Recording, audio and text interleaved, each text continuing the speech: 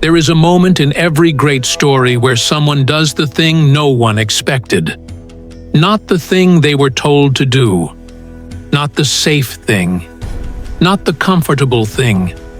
The thing that changes everything. For Lagertha, that moment came when a bear and a hound stood between her and the man who had come to claim her. She killed them both, with her own hands, and the man who had come to claim her fell in love with her on the spot.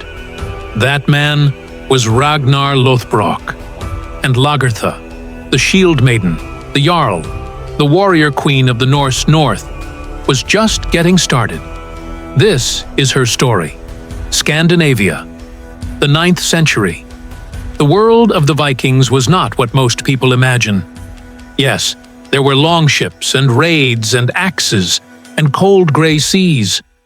But there was also a sophisticated society with laws, with trade routes that stretched from Iceland to Constantinople, with a culture that honored warriors above nearly all else, and a culture that, unlike most of the ancient world, did not automatically exclude women from that honor. The Norse had a concept, the skjaldmare, the shieldmaiden, a woman who chose the path of the warrior, who trained with weapons, who fought in battles, who lived and died by the same code as the men beside her. Whether shield maidens existed in significant numbers is debated by historians.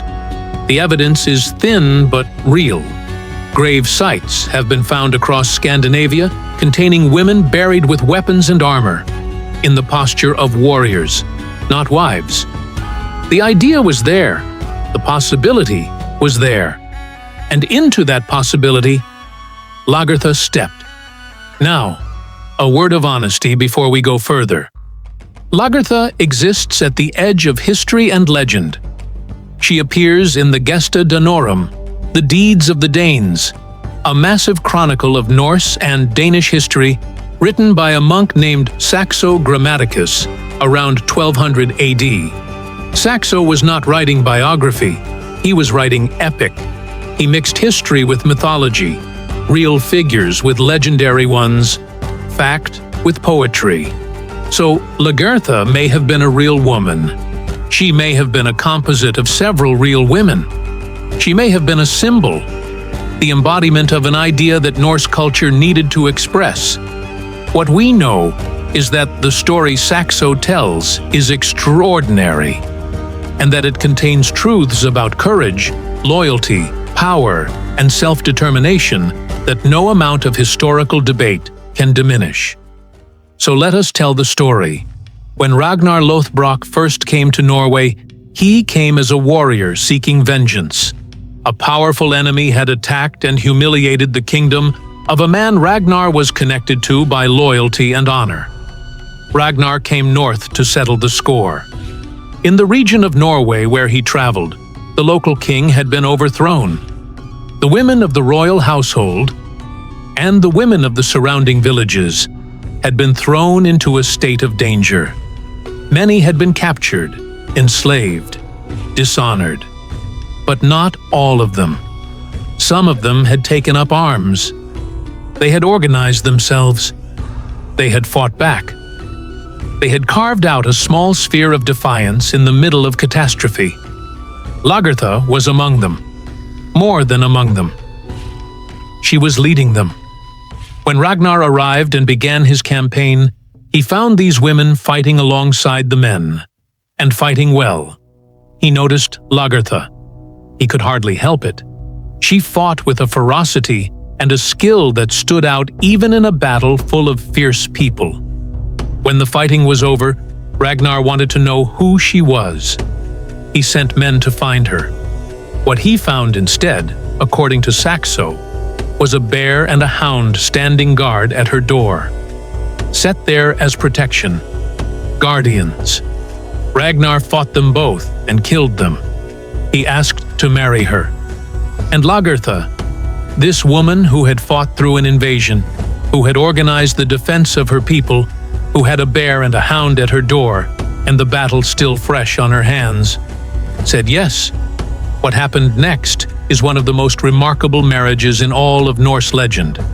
They were equals, not in the way the word is sometimes used as a polite fiction. Actually equal. Ragnar and Lagertha raided together, campaigned together, made decisions together. The Gesta Danorum records that when Ragnar faced a military crisis, when his enemies rose against him and his forces were being overwhelmed, it was Lagertha who saved him. She arrived with a fleet of ships. 120 ships, Saxo says. She sailed into the battle at the critical moment, turned the tide, and delivered victory to a man who had been on the edge of defeat. She did not have to come. She came anyway, because that was who she was. But the marriage did not survive the peace. Ragnar, ambitious and restless, eventually left Lagertha for another woman, a princess whose political connections he wanted. Lagertha returned to Norway. She returned to her own lands. She returned to ruling. And here is where Lagertha's story becomes something even larger than a warrior's tale.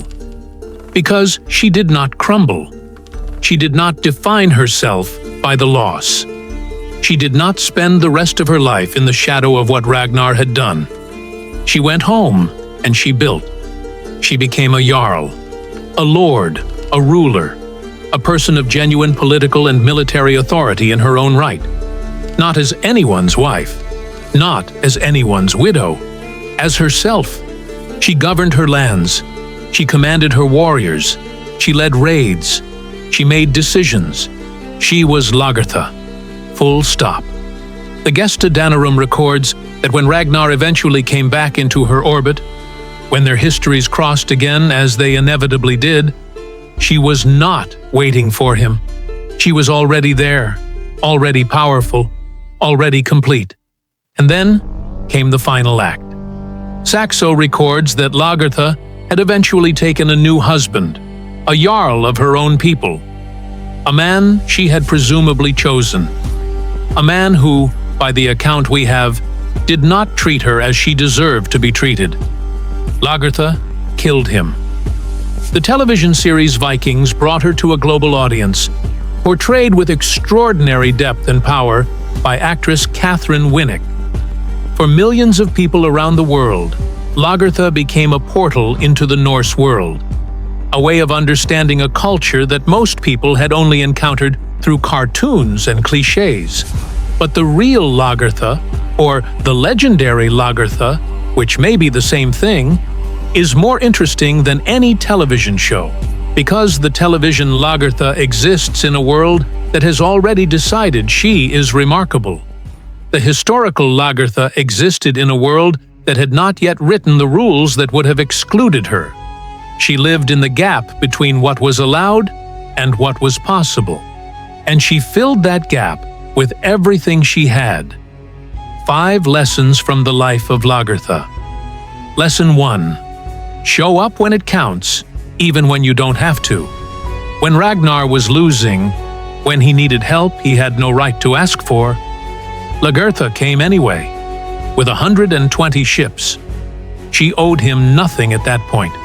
She came because she was the kind of person who shows up when it counts. The most important moments in any relationship, any partnership, any alliance, are the moments when showing up is optional. What you do then tells everyone, including yourself, exactly who you are. Lesson 2. Loss is not the end of the story unless you decide it is. Ragnar left. That was a real loss. Lagertha did not pretend otherwise. And then she went home and built something that belonged entirely to her. The people who recover from major loss the fastest are not the people who feel it least. They are the people who refuse to let the loss become the final chapter. Your story does not end where someone else's choices left you. It ends where you decide to stop writing. Lesson 3. Build power that belongs to you, not to your relationship. Lagertha became a jarl in her own name, not as Ragnar's wife, not as anyone's partner. She built authority that was hers, earned, held, defended. The most durable form of power is the kind that exists independently of any single relationship or circumstance. When the relationship ends, as they sometimes do, your power should still be standing. Lesson 4. Know your worth. Defend it without apology. The story of Lagertha killing her second husband is extreme, obviously. Most of life's moments do not call for that particular solution, but the principle underneath it is sound. She refused to be in a situation beneath her dignity. She refused to accept treatment that did not match who she was. She acted. Whatever your version of that looks like, drawing a boundary, walking away, making a difficult decision, the lesson is the same. Know what you are worth. Do not negotiate below it. Lesson 5. The legend you leave behind is built from the choices you make when no one is watching.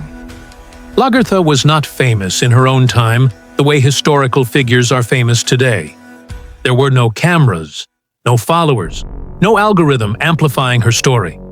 She made her choices to fight, to lead, to return, to rule, to refuse, in a cold northern world where those choices were simply her life.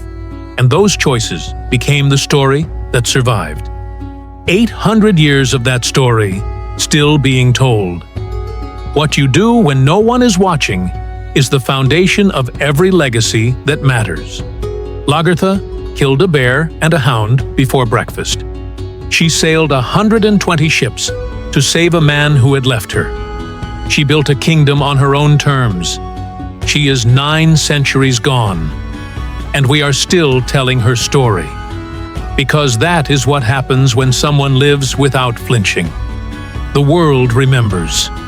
This has been Legends of the Ancient World, an Alivinci University History Channel production.